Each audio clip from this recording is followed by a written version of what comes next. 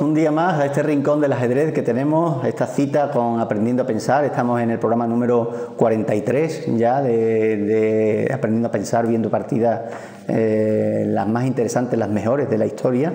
Y hoy vamos con un jugador, siempre os traigo jugadores diferentes, a veces repetimos varios días con el mismo jugador porque tienen muchas partidas interesantes. Hoy vamos con un jugador un poco desconocido, incluso en el ámbito ajedrecístico, es complicado que a veces lo conozcan, incluso jugadores de ajedrez aficionados que han leído bastantes publicaciones de ajedrez o que pues no conocen a este jugador demasiado. Se llama George Henry Mackenzie, pero su historia me ha parecido interesante porque él se debatió entre ser militar o ser ajedrecista profesional, ¿no? Él nació en 1837 en Escocia y estuvo pues ahí, ¿no? Lógicamente, mientras era militar pues tenía unos horarios, una forma de vida que le impedía, ¿no?, ser ajedrecista profesional. Podía jugar, sabemos que en aquellos tiempos podía jugar un torneo y a lo mejor pasaba un año hasta que pudiera jugar otro. No es como hoy en día, por ejemplo, en España, el país con más torneos del mundo, ¿no? Es algo que es curioso. Aquí en España, en nuestro país, se organizan más torneos que en el mundo, ¿no? Y en aquel momento pues era diferente. Entonces este hombre, Mackenzie, pues se debatía entre ser militar y poder jugar al ajedrez muy poco, o efectivamente desertar, como fue lo que hizo. Desertó del ejército para ser ajedrecista. Lo aprisionaron, lo metieron en la cárcel, estuvo 2 años en la cárcel por querer ser ajedrecista y dejar el ejército, y cuando salió liberado ya no quiso nunca más tener nada que ver con el tema militar y se dedicó profesionalmente al ajedrez. Fue campeón de Estados Unidos, él se fue a vivir a Estados Unidos y hizo allí partidas impresionantes. Vamos a ver una hoy que seguramente os va a encantar como a mí.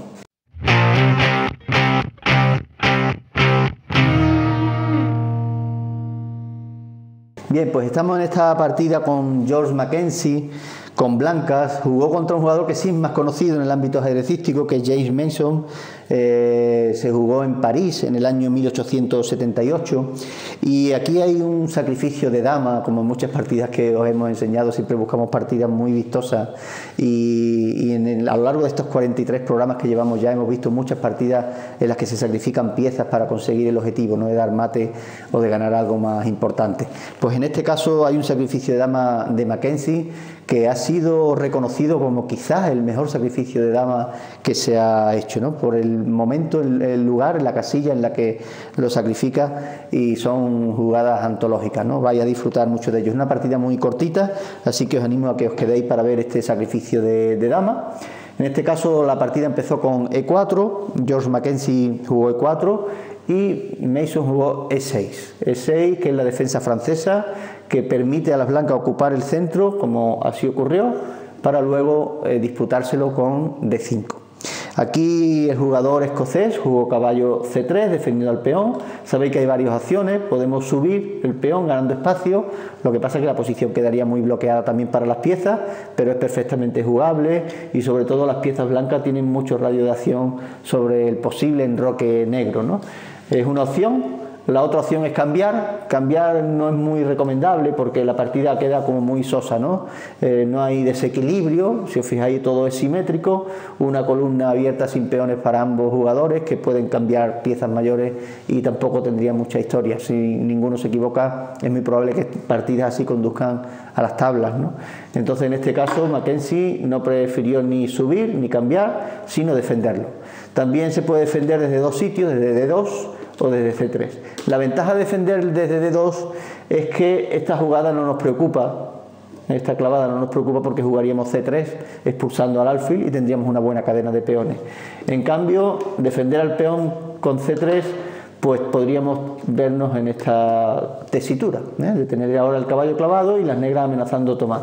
No pasa nada, se puede hacer perfectamente, es la variante Binauer de la defensa francesa, se puede hacer, pero en este caso las negras no jugaron la clavada alfil B4, sino que prefirieron tomar y Mackenzie tomó caballo por... no tomaron, sino que jugaron caballo F6 atacando aún más y ya ante la presión fue Mackenzie quien tomó E por D5. Aquí, si os fijáis, se ha producido esta posición simétrica que decíamos, y ahora el que quiere ganar es el que tiene que intentar desequilibrar esa posición. Vamos a ver cómo lo consigue Mackenzie, porque aquí esta jugada es muy útil, muy necesaria, es la más natural. Alfil D6, alfil D3 también es muy natural para enrocar, y ambos jugadores lo hicieron, enroque corto y enroque corto. Caballo C6 jugó el rival de Mackenzie, y si os fijáis, ahora mismo la posición es totalmente simétrica, tanto de peones como de piezas, Toda la posición es absolutamente simétrica, una partida en espejo, por así decirlo. No es muy recomendable que las negras sigan haciendo lo mismo que las blancas, porque las blancas son las que llevan la iniciativa. Yo siempre se lo comento a mis alumnos, le digo que si siguen una partida en espejo, cuando las blancas te den mate, ¿qué jugada le vas a hacer tú, ¿no? Entonces, hay un momento en el que evidentemente se tiene que separar los caminos de ambos jugadores, de las blancas y las negras, pero de momento sigue la simetría. Alfil G5 fue la que jugaron las blancas, y aquí ya se rompe la simetría porque las negras juegan caballo E7. Realmente esta es una jugada extraña, una jugada que no es la más natural. Quizá tienen la idea de que este alfil, que tiene mucha potencia contra el enroque, pues puede cambiarlo con este otro alfil en F5, y necesitaba el apoyo del caballo. También el caballo realmente no está bien en C6, porque lo más natural es mover el peón o bien a C6 o bien a C5, y aquí interrumpe. Pero claro, caballo E7 decimos que es rara porque si os fijáis, el alfil, si tomara en F6, sería la dama quien tomaría. Pero ahora que se ha interrumpido esta línea, que se ha cortado esta atadura de dama con caballo, si las blancas toman aquí, la única opción que tienen las negras es tomar con el peón de G, con lo cual parece que queda el enroque un poco mal. Parece que no le dio mucha importancia a Mason a eso, porque pensaba que el caballo podría defender, que el peón podría estar subiendo y no habría ningún problema, o que incluso podría apartar su rey y colocar la torre para atacar al rival, ¿no? Pero aquí vemos cómo tenía pensado otros planes Mackenzie. Tomó alfil por F6, como hemos dicho, G por F6, y rápidamente jugó caballo H4. Lo importante que tiene, o la debilidad que tienen los peones doblados, que muchas veces decimos que los peones doblados es importante evitarlo. Hay veces que son buenos, ¿no? Hay posiciones en las que peones doblados son buenos. Imaginaros que este peón está aquí y este peón está doblado, pues permite seguir subiendo, ayuda más que aquí, está ayudando aquí. Es decir, hay veces, hay posiciones en las que pueden llegar a ser útiles los peones doblados, pero la mayoría de las veces no, y menos en esta ocasión, que son peones doblados y aislados. Aislados decimos que no tiene peones en columnas adyacentes que le ayuden, ¿no? Entonces, ¿por qué decimos que son débiles? No solamente porque pueden ser atacados y no se pueden defender entre ellos, ¿no? Porque aquí sí se defienden entre ellos, en cambio así no se pueden defender. Es como un peón solo, cuando uno avanza el otro tiene que pedirle permiso para poder hacerlo, están en la misma columna a la hora de coronar, tienen muchas debilidades, pero una más, y es menos conocida, es las casillas que deja de controlar. Normalmente delante de esos peones quedan casillas que, si no estuvieran doblados y la ocupara algún rival, pues simplemente te pueden expulsar. Es un ejemplo que estoy poniendo porque aquí evidentemente no se puede poner porque hay varias piezas que te tomarían, ¿no? Pero en algún momento de la partida, si podemos sumarnos aquí, pues pueden expulsarnos. Pero ¿qué ocurre? Que si hay peones doblados, pues podemos pasar por estas casillas sin peligro de que los peones nos expulsen, solamente las piezas. Así que fijaros cómo, en cuanto Mackenzie ve que los peones están doblados, hace esta jugada, caballo H4, porque el caballo aquí no tendría sentido que siguiera, porque con el peón en F6 los saltos de caballo están controlados, pero desde H4 sí que puede sumarse a F5 en algún momento. Además, sobre todo, deja pasar la dama, y la dama pues tiene sitios muy peligrosos contra el enroque, que ha quedado bastante debilitado. Caballo H4 fue lo que hizo Mackenzie. Rey G7 jugó las negras, dama H5, como hemos dicho, jugadas muy naturales, y aquí hace torre H8. Torre H8, una jugada muy pasiva, se está defendiendo simplemente de las posibles amenazas que vengan, y aquí Mackenzie juega F4. Creo que todos entendéis el porqué de esta jugada con F4. Realmente el peón no va a conseguir nada aquí. No tiene ningún punto de contacto con los peones rivales, no va a abrir ninguna línea, no va a conseguir nada. Entonces, ¿por qué mover este peón? Pues lo he dicho en muchas ocasiones en estos programas, y es que la torre no solamente está aquí defendiendo al rey, sino que podemos usarla en el ataque por delante de la cadena de peones, y usarla en el ataque. Las torres las usamos normalmente en el final de la partida, pero si un jugador consigue en el medio juego, incluso con las damas en juego, con varias piezas menores, consigue incorporarlas sin que haya peligro para ellas, estás jugando con una pieza de más. El rival no la tiene y tú estás jugando con una pieza de más atacando, con lo cual es como si tuvieras una pieza de más. Entonces es muy importante que un jugador consiga hacer esto. Así que F4 es una jugada de ataque magnífica para incorporar a la torre en el ataque. C6, una jugada natural, hace una cadena de peones, pero no va más allá, ¿no? Y realmente la lucha se está centrando en el flanco de rey, con lo cual C6 tampoco ayuda mucho.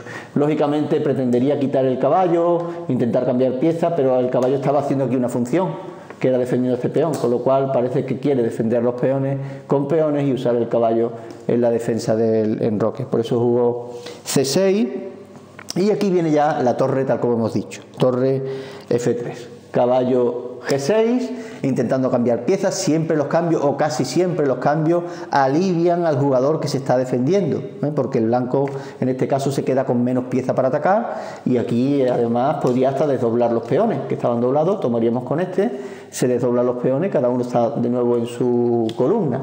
Así que caballo G6 es una jugada muy natural que se veía venir por parte de las negras, y las blancas lo rechazan totalmente, no toman ahí, sino que agregan la otra torre. Siempre es muy importante acumular muchas piezas en el ataque, para que no nos veamos luego que el ataque se nos ha quedado a media y tenemos que ir trayéndola más tarde, porque al rival entonces también le dará tiempo a defenderse. Mejor tenerlas todas colocadas en posiciones activas, para que cuando empecemos el ataque o incluso sacrifiquemos alguna pieza, pues ya tengamos las demás preparadas para poder rematar. Así que torre F1, haciendo aquí una batería muy interesante. Dama C7, jugaron las negras, que tampoco tienen muchas jugadas mejores que se puedan aconsejar, ¿no?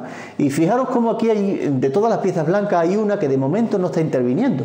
La dama está muy bien situada, el caballo muy bien, las torres se están incorporando, el alfil tiene una diagonal, todavía no podemos entrar, pero todas están interviniendo. Pero en cambio este caballo, si os fijáis, no tiene ningún salto que se aproxime al lugar de la lucha. Así que Mackenzie juega caballo E2 para traerlo e incorporarlo con los dos caballos. De nuevo lo trae a la lucha. Así que una pieza más que se incorpora, y entonces cuando quedan más evidentes las piezas negras que no están haciendo nada. Así que es muy importante siempre que todas las piezas colaboren en el ataque, y no como muchas veces se ve en los aficionados que sacan una pieza, juegan con una pieza sola hasta que se la comen y luego sacan otra, ¿no? Imaginar un ejército delante de otro y que el rey diga: mira, ve tú solo a luchar contra todo el ejército y cuando te maten mandaremos a otro, y así uno a uno, ¿no?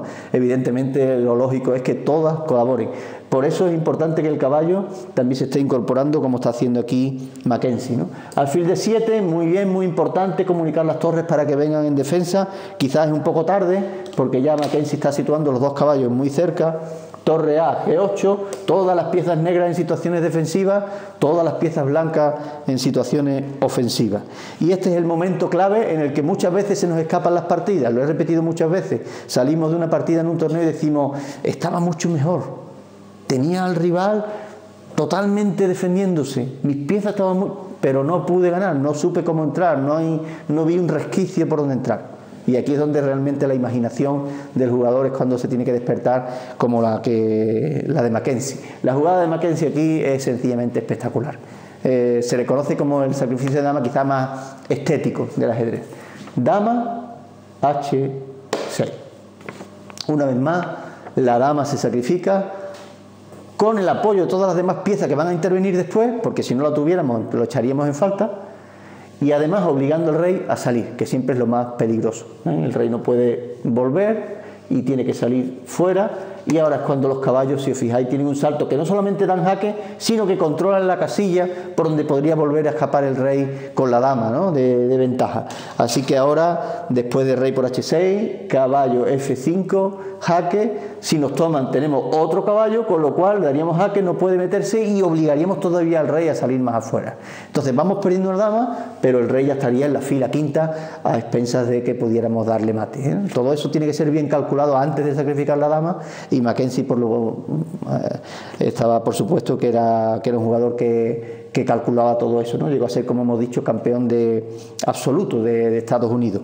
Caballo F5, las negras tomaron alfil por F5, las blancas caballo por F5, y como hemos dicho, el rey no tiene casilla donde huir y tiene que ir a H5. Y aquí de nuevo pues se nos presenta la disyuntiva de que tenemos que rematar la partida antes que se activen estas piezas que tienen de más.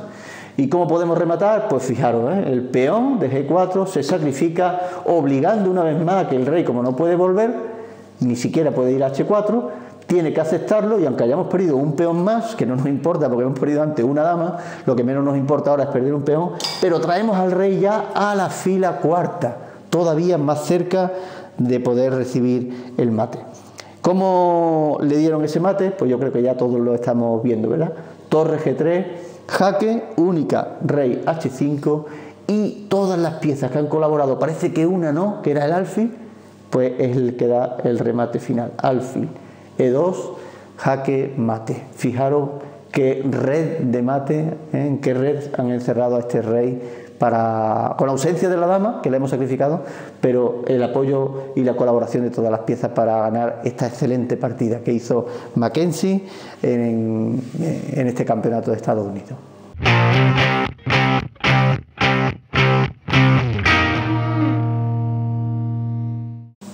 Bien, pues hasta aquí esta partida de Mackenzie, un jugador un poco desconocido en el ámbito ajedrecístico, pero habéis visto la creación que hizo, ¿no?, en el ajedrez. Como hemos dicho, era militar, a la vez ajedrecista, se debatía entre una y otra profesión, y al final eligió, bueno, lo que todos